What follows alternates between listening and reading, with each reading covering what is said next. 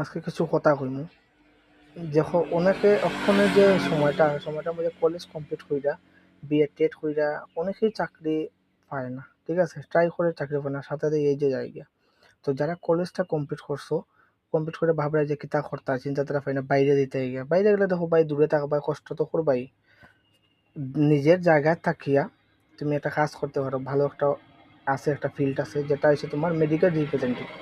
যারা মনে করো যে 25-এর ভিতরে আসো, তোমরা কিতা করো, কলেজ কমপ্লিট কইরা তুমি তোমার আশেপাশে তোমার যেগুলো মেডিসিন স্টকেজ আছে এখানের মধ্যে তোমার একটা ভালো একটা সিবি, তুমি আপডেট সিবি তুমি একটা জমা দিয়ে রাখবে, রেখে তার সাথে কন্ট্যাক্ট করবে, করার পরে তুমি ইন্টারভিউ লেগে প্রিপেয়ার হইবে।